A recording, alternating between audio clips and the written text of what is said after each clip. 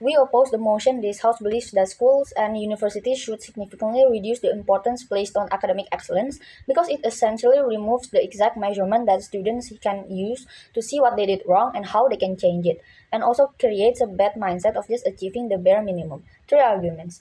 First, it actually acts as a motivation for students. Academic honors and similar awards, we define them as something that the students get when they achieve some sort of academic excellence, for example, good grades or best score in the entire school, etc. They actually act as a motivation for students. Students can be pushed to do the best because they know that their hard work will be honored and remembered. They will feel a sense of pride when there's a tangible item that proves their hard work, for example, medals and trophies that act as academic honors and awards.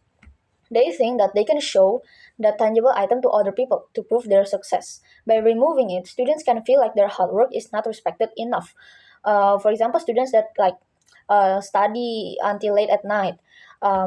What I mean here is not only removing awards and things like that, but by reducing the whole importance on academic excellence, students who actually work hard will not be awarded based on how they've worked, because now the only measurement is if they pass or fail. Those who have worked hard will not gain what they're supposed to gain and will be seen the same as the others who pass but doing the bare minimum. Second argument, it becomes a measurement that students can utilize to improve themselves and to measure how good or bad they are and to help them plan on how to get better. So grades like A plus, A minus, F plus, etc. are actually measurements that help students see how they're actually doing. For example, a student that received C for their test score will try to evaluate why did they get C. They know that C is not the highest, so they will be curious in why they're wrong and how they get higher score.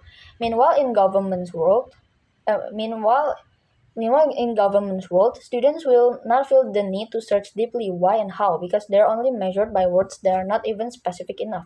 Because of that, students who received a test paper will, with the word pass in it, they will be proud, yes, but they don't know the real specific score they got.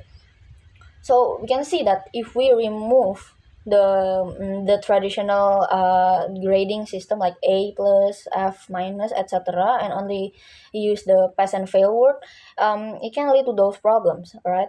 So, but now you might say that they can still see from the test paper which question is wrong, which are right, but even so, they will not understand thoroughly how things are graded, etc. Even if they actually did the bare minimum, they will think that it's okay. It essentially creates a mindset that as long as they pass, they're okay, without them having the mindset to work hard.